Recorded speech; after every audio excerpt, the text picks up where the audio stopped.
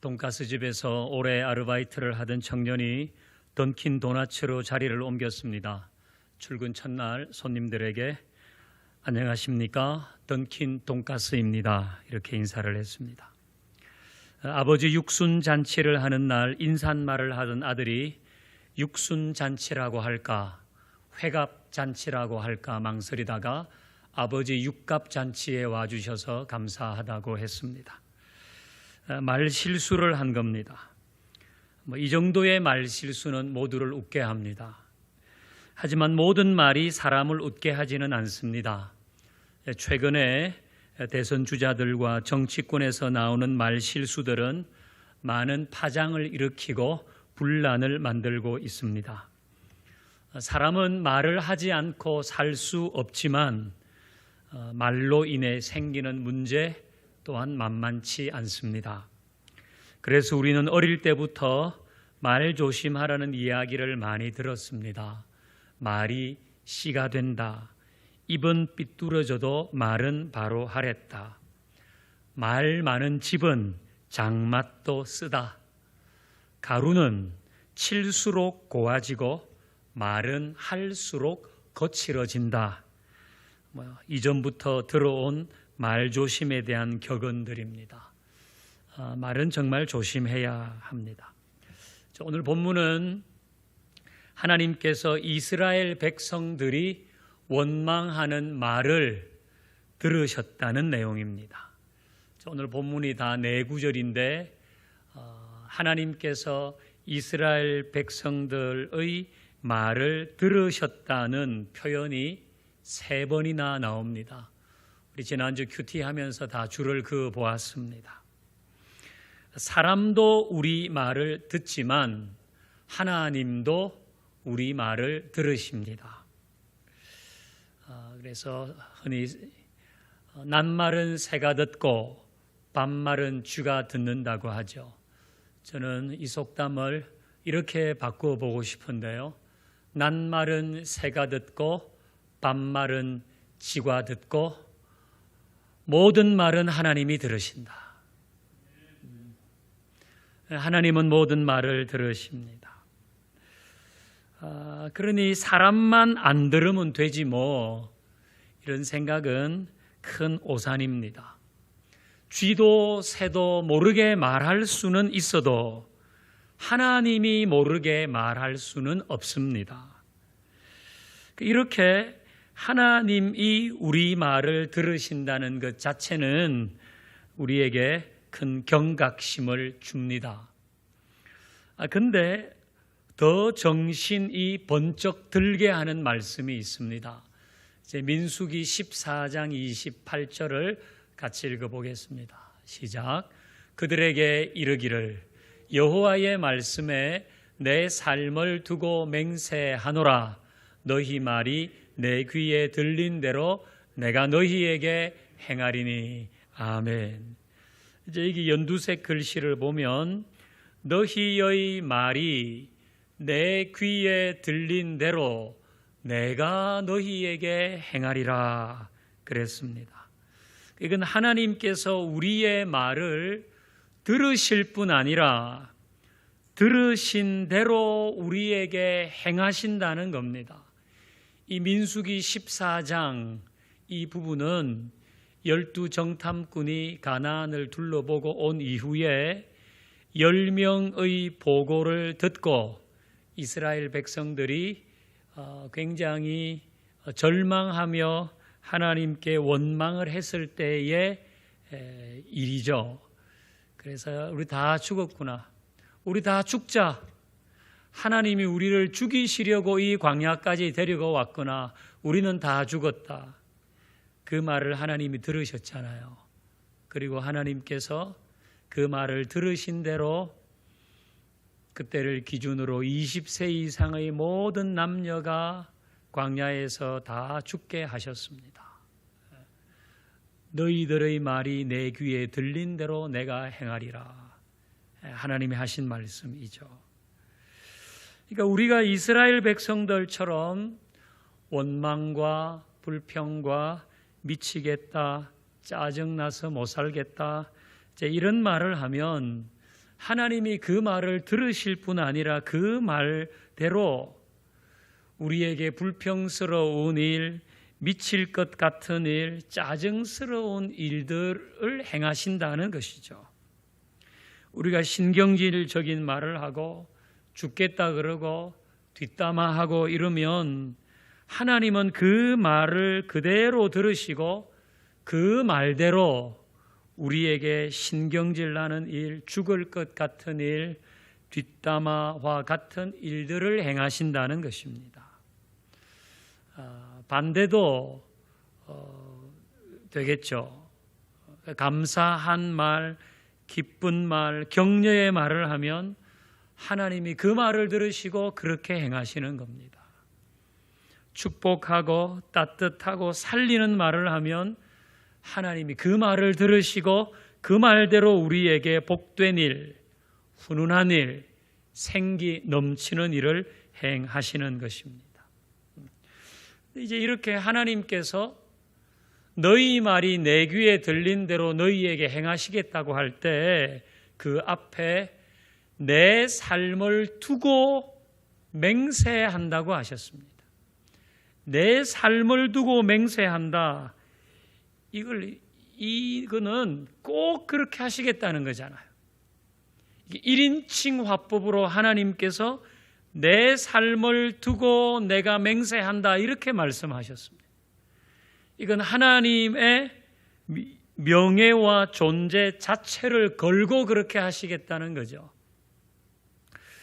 제가 성경을 좀 검색해 봤어요. 하나님이 또 이렇게 말씀하신 부분이 있나? 내 삶을 맹세한다 이렇게 하신 부분이 있나? 검색을 해봤습니다. 그러니까 맹세라고 하는 단어가 한 301번 나오는데요. 그 중에 지금 민수기 14장 28절처럼 하나님이 내 삶을 두고 맹세한다 이런 표현은 한 번도 없습니다. 여기가 유일합니다. 비슷한 데는 있습니다. 비슷한 데는 어딘가 하면 창세기 22장 16절인데요. 여호와께서 이르시되 내가 나를 가리켜 맹세한다 이런 표현은 있습니다. 이 창세기 22장은 아브라함이 이삭을 모리아 산에서 번제로 드릴 때 아닙니까? 그래서 하나님이 그걸 보신 다음에 내가 나를 가리켜 맹세한다. 네가 너의 독자도 아끼지 않았으니까 너에게 복을 주고 너의 자손을 번성하게 하겠다. 하나님께서 아브라함을 보시고 내가 나를 가리켜 맹세하는데 너는 반드시 복을 받을 것이다. 지금 그렇게 하시는 부분이 비슷하고 그 외에는 없어요. 그러니까 아브라함에게 하신 내가 나를 가리켜 맹세한다 보다 더 강한 의지가 담긴 표현이 내가 내 삶을 두고 맹세한다는 것입니다. 그 강한 의지의 표현을 어디서 하셨는가? 이걸 기억해야 합니다. 바로 너희 말이 내 귀에 들린 대로 내가 너희에게 행할 것이다. 여기에서 하셨다는 거예요. 그러니까 아주 무겁게 들어야 하는 말씀입니다. 내가 말 한마디 어떻게 한다고 뭐가 어떻게 되겠어? 그렇게 생각할 게 아니라는 거예요. 이제 말 습관도 있거든요. 그냥 별로 의식하지 않고 그냥 늘 하는 얘기들이 있는데 좀 가려봐야 됩니다. 내가 별 생각 없이 늘 하는 얘기 중에 이거 진짜 내 삶이 그렇게 되면 안 된다, 안 되는 말이 있으면 그건 가려야 되지 않겠어요? 특별히 원망하고 불평하고 비난하면서 잘 될 거라고 생각하면 그건 우물에서 숭늉 찾는 것과 똑같습니다. 그러니까 어려운 시간들이 있잖아요. 그 시간을 빨리 극복하고 싶다면 원망하는 말을 자꾸 줄여가야 됩니다. 그러니까 우리에게 고난의 시간이 있을 때에 그때는 특별히 내 입을 단속해야 됩니다. 나에게 고난의 시간이 올 때는 특별히 내 말을 단속해야 됩니다. 사람의 성정은 그때는 누구나 투덜거리고 못 살겠다 그러고 내가 재수가 없어서 그렇다고 하고 사람들을 원망하고 그러거든요. 우리 성정이 그래요. 그래서 지금이 좀 시련의 시기이구나. 그럴 때는 특별히 입단속을 해야 됩니다. 하소연하기보다 하나님의 선하심을 기대하고 말하는 것 꼭 해야 되는 겁니다. 여러분, 이 민수기 14장 28절을 우리는 꼭 기억하십시다. 내가 내 삶을 두고 맹세하는데 너희 말이 내 귀에 들린 대로 내가 너희에게 행하리라. 이 말씀을 꼭 기억하십시다. 이제 이기주 씨가 언어의 온도라는 책을 썼습니다. 많은 분들이 읽어보셨는데요. 이제 사람의 말에 온도가 있다는 거예요. 우리 몸에도 체온이 있잖아요. 낮으면 안 되잖아요. 사람의 말에도 온도가 있는데 어떤 사람의 말은 참 따뜻하다는 거예요. 그런데 어떤 사람의 말은 아주 차갑다는 겁니다. 따뜻한 말은 사람들에게 활력을 주지만 차가운 말은 사람을 위축시키는 거예요. 이제 이 책을 쓰게 된 동기는 이제 이 작가가 지하철도 타보고 식당에 밥도 먹으러 가보고 자기가 아는 사람들과 대화도 해보고 또 영화도 보고 책도 보고 그러면서 자기에게 따뜻하게 느껴졌던 말을 모았어요. 그러니까 80여 편 자기에게 따뜻하게 생각되는 말을 모아서 책을 만든 겁니다. 이제 거기 이런 이야기도 있는데요. 이 작가의 이제 어머니가 일산에 있는 모 병원에 입원을 했습니다. 근데 이제 좀 나이가 지긋한 의사 선생님이 회진을 와서는 환자분 또는 뭐 아버님, 어머니, 할아버지, 할머니 이렇게 부르지 않고 박 원장님, 김 여사님, 이 부장님 이렇게 부르더라는 거예요. 그래서 참 이상하다 생각하고 퇴원할 즈음에 왜 환자라고 부르지 않고 김 여사, 박 원장 이렇게 부르시냐 물어보니까 그 의사 선생님의 답이 이게 환자라고 하는 때 환자는 아프다고 하는 뜻인데 아픈 사람한테 자꾸 아픈 사람 부르면 그게 뭐가 좋겠냐는 거예요. 아픈 사람한테 자꾸 환자 그렇게 부르는 것보다 만약에 은퇴를 한 분들은 현역에 있을 때 뭘 했는지를 물어보고 원장이었으면 원장님, 뭐 부장이었으면 부장님, 그냥 특별하지 않았으면 여사님 이렇게 불렀다 는 거예요. 그러니까 회복되는 속도도 빨라지고 그리고 내 빨리 옛날에 그 원장으로 있을 때처럼 부장으로 있을 때처럼 그렇게 살아야지. 그렇게 환자들의 의지도 더 좋아졌다는 겁니다. 그러니까 환자분 이거보다 김 여사님 이게 좀 더 좋지 않아요? 역시 따뜻한 것 같습니다. 그 언어의 온도가 있는 게 맞습니다. 여러분이 사용하는 언어의 온도는 어느 정도입니까? 듣는 사람을 따뜻하게 해 줍니까? 아니면 듣는 사람을 얼어버리게 합니까? 그 사용하는 언어의 온도가 높으면 상대방을 살게 합니다. 하지만 사용하는 언어의 온도가 차가우면 상대방을 죽게 할 수도 있다. 그런 이야기들인 거죠. 그러니까 우리도 언어의 온도를 좀 높이는 게 좋습니다. 특별히 가족에게 사용하는 언어의 온도는 높아야 됩니다. 가족은 비가 오나 눈이 오나 바람이 불어도 늘 함께 하잖아요. 좋아도 같이 살고 때로는 좀 싫어도 같이 사는 게 가족 아닙니까? 그래서 그렇게 따지면 가족은 참 소중합니다. 가족만큼 소중한 거 있을까요? 그 소중한 가족들에게 따뜻한 말을 하는 게 좋습니다. 보통 좀 편한 사이면 편하게 해버리거든요. 그 대표적인 게 또 가족 아닙니까? 늘 만나고 배우자 늘 가까이 있고 하니까 그냥 편하게 해버립니다.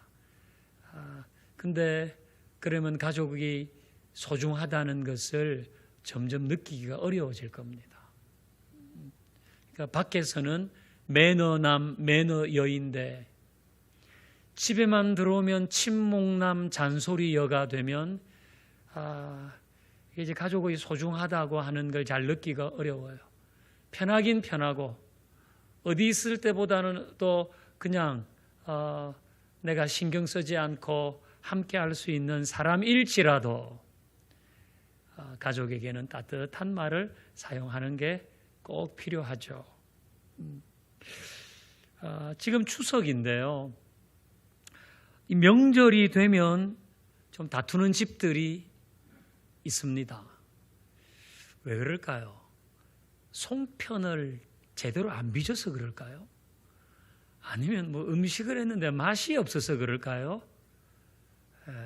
주로 말 한마디 때문에 그 일이 시작됩니다. 그러니까 언어의 온도가 차갑기 때문에 싸움이 시작될 때가 많습니다. 뭐 설교노트 뒷면 3번에 3번 가보면 그런 이야기들을 몇 가지 옮겨놨는데요. 이런 건 이제 다 이게 뭐 조사해서 나온 거 아닙니까? 조사해서 검색하면 나오는 거죠. 그러니까 너는 왜 나이가 들어도 나아지는 게 없냐? 이런 얘기 굉장히 차가운 얘기라는 겁니다. 어느 대학에 다니니? 반에서 몇 등 하니? 니네 엄마 아빠 공부 잘했으니까 너도 잘하겠네. 아직 애인 없니? 취업은 언제 할 거니?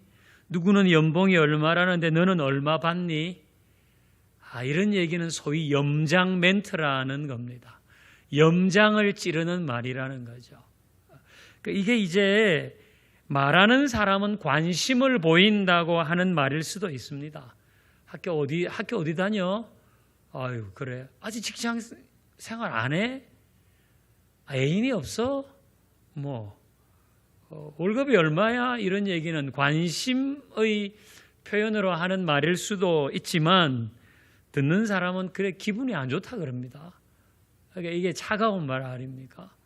이런 말보다는 명절에는 그냥 잘했거나 잘한 일만 칭찬하라고 합니다. 그냥 잘했거나 잘하고 있는 일, 야, 너 어렸을 때부터 이건 참 잘했지. 아버지가 그렇게 해주셨을 때가 참 좋았어요. 형님 그거 참 잘하셨잖아요. 누나, 그때 참 재미있었죠. 이렇게 서로 잘했거나 잘한 일, 좋은 추억을 떠올리는 말이 좋다는 거죠. 그게 따뜻한 말 아니겠습니까? 사실 명절 오랜만에 만나잖아요. 곧 헤어질 텐데 뭘 그렇게 그 사람 인생을 바꾸겠다고 말을 한다고 그게 되겠습니까? 그 명절에 잠깐 만나가지고 그 되겠습니까? 그러니까 그때는 그냥 좋은 얘기, 좋은 추억을 떠올리는 얘기들이 따뜻한 말이 되겠죠. 이제 부모님들은 늘 자녀에게 말합니다. 야, 이렇게 해라, 저렇게 해라. 이제 부모님들은 그거를 꼭 해주고 싶어서 하는 얘기지만은 자녀들은 그걸 잔소리로 들을 때가 많습니다. 그렇게 듣지. 그럴 때에 아이 잔소리 좀 그만하세요 이러면 이게 이제 마음에 아픔이 되죠. 특별히 어머니들이 하는 얘기는 잘 들어줘라 그럽니다. 어머니들이 하는 얘기는 잘 들어줘라. 그 어머니가 옛날에 어려웠던 이야기 이런 거 할 때 그걸 공감하면서 들어주면 정관장 한 박스보다 낫다는 거예요. 아유, 그래 우리 엄마 참 고생하셨네. 이러고 손잡아주면서 공감해주면 그게 보약보다 낫다는 겁니다. 그게 따뜻한 거 아닙니까? 그리고 저는 추석 이 뭐 밥상 민심 이런 얘기가 그 괜히 이거 정치권에서 이런 말 만들어 가지고 추석에 정치 이야기 하게 하는데 저는 이거 바람직하지 않다고 생각하거든요. 그냥 평소에 잘하지 왜 굳이 추석 밥상에 그런 얘기를 올려 가지고 민심이 어떤지 왜 알아보려 그럽니까? 평소에 잘하면 되지. 이게 아버지하고 아들하고 정치적인 성향이 다르거든요. 옛날 저희 아버지는 공화당 당원이었어요. 제가 어릴 때 이럴 때에 뭐 하면 그때는 뭐 다 거의 그랬죠. 그때는. 그러니까 그때는 또 아버지가 얘기하시면 그냥 다 그런 줄 알았지 뭐 거기다가 뭐 다른 얘기하고 이러지 않았지만 지금은 이 세상이 달라졌기 때문에 아버지하고 아들하고 시어머니하고 며느리하고 큰아들 둘째 아들 다 정치적인 성향이 다릅니다. 근데 꼭 얘기를 이제 해야 되면 그냥 서로 이제 그 얘기하면서 우리 의견이 다르구나 이 정도로만 확인하면 되는데 그게 서로 틀렸다가 결국은 돼버리거든요. 그러면 거기에서 괜히 다툼이 생기고 이렇게 합니다. 그러니까 저는 추석 밥상 민심 그런 거 우리가 안 만들어도 돼요. 그 굳이 우리가 안 만들어도 되는 거 아닙니까? 이 굉장히 악의적이라고 저는 생각해요. 추석 되기 전에 무슨 이슈를 만들어 가지고 그거 가지고 사람들에게 얘기를 하게 하는 거 저는 그것도 별 좋지 않다고 생각해요. 그러니까 꼭 얘기할 때 너하고 생각이 좀 다르네. 그 정도까지만 해야지. 그걸 서로가 맞다고 우기면 이것도 추석 명절에 어울리는 얘기는 아니겠죠. 그리고 이제 추석 명절에 우리가 언어의 온도를 높여야 한다면 제일 신경 써야 할 때가 있습니다. 그건 언젠가 하면 추석 명절 막바지가 되었을 때 또는 고향에서 집으로 돌아올 때 바로 그때는 서로 더 조심해야 됩니다. 그러니까 뭐 운전을 하든지 아니면 가서 뭐 일을 하든지 사실 좋은 여행도 마칠 때는 좀 몸이 피곤하거든요. 이때는 신경이 예민해져 있기 때문에 서로 말 조심을 해야 돼요. 이때는 언어의 온도를 더 높여야 돼요. 그래서 해서는 안 되는 말은 뭔가 하면 상대방에 대한 험담, 비방 이건 하면 안 돼요.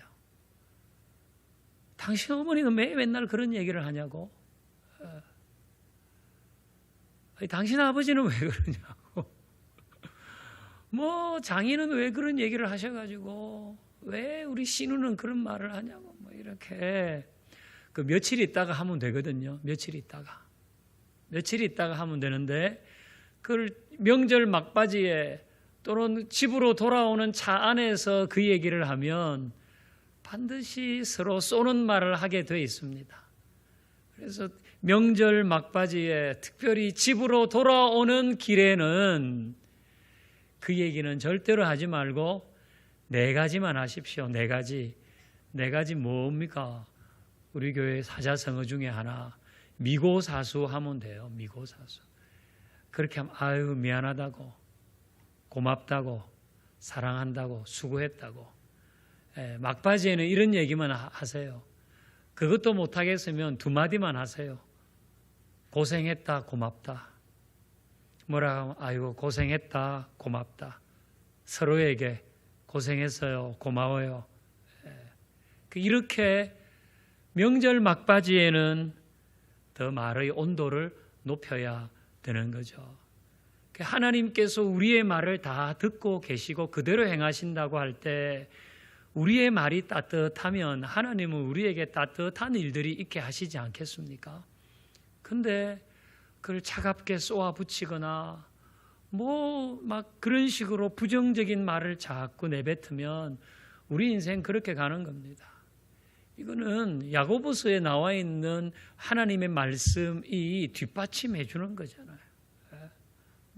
우리 다 알고 있는 대로 큰 말에 사람이 재갈을 물리는데 그 재갈 가지고 말을 오른쪽으로도 왼쪽으로도 직진 뺑뺑 돌게도 할 수 있고 큰 배에 뒤에 작은 키가 있는데 그 키가 그 큰 배를 앞으로도 가게 하고 오른쪽 왼쪽으로도 가게 하는데 우리 혀가 그렇다는 거 아닙니까?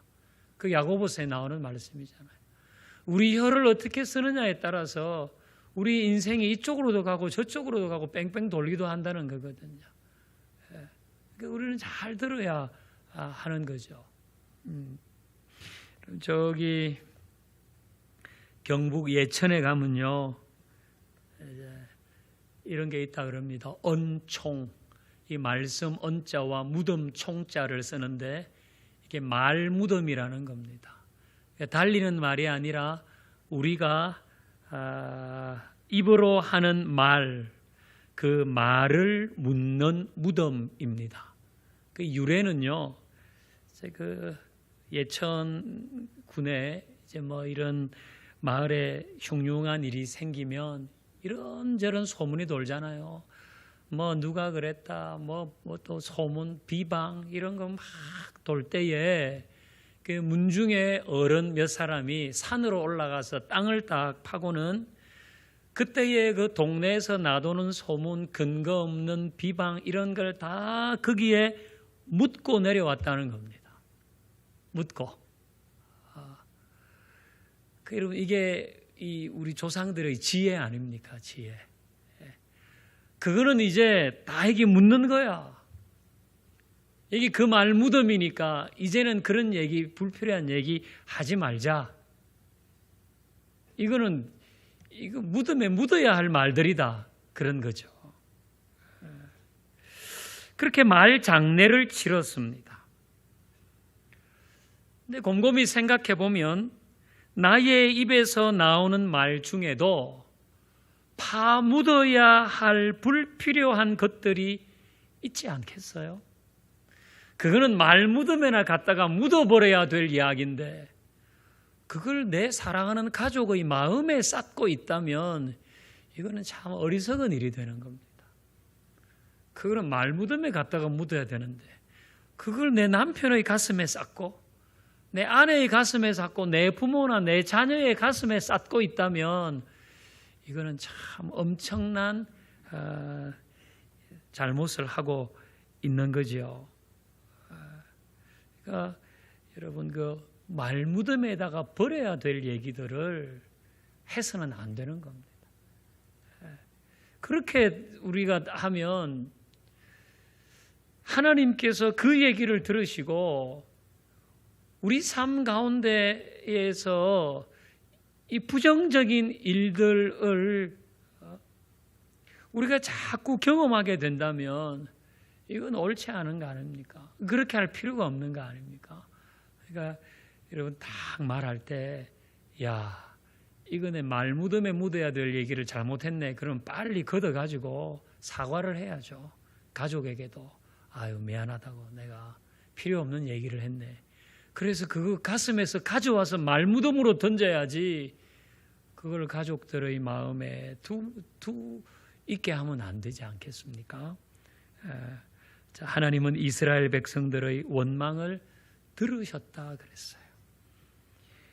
하나님은 우리의 말을 들으실 뿐 아니라 들은 대로 행하십니다. 우리 꼭 기억하십시다.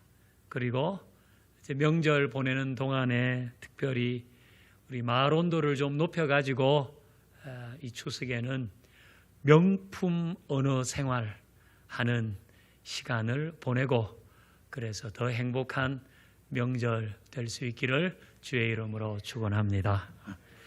이제 우리 찬양하겠습니다. 모두를 축복하며 이 찬양하십시다.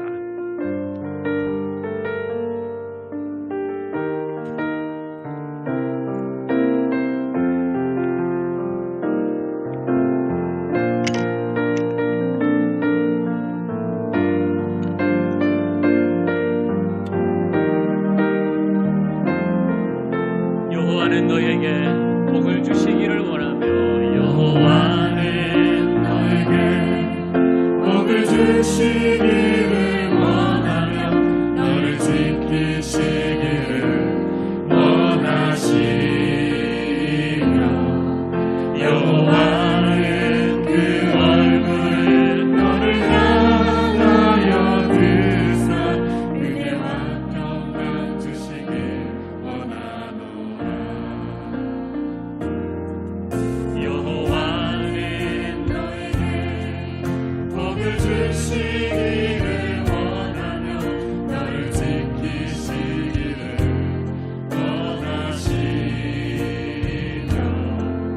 여호와는 그 얼굴을 너를 향하여 드사 은혜와 평강 주시길 원하노라. 너를 보배롭고 존귀하게 여기시는 하나님이 내 삶 속에서 이 약속을 신실하게 이루시리. 할렐루야. 땅에 기름진 것으로 하늘에 신령한 것으로 너를 복주시고 지키신 하나님이 너의 영혼 잘 되도록 은혜 베푸시며 영광으로 우리 함께한 모든 사람을 축복하며 너는 보배롭고 우리가 손을 내밀어 찬양할까요? 우리 가정에서도 다 손을 내미십시다.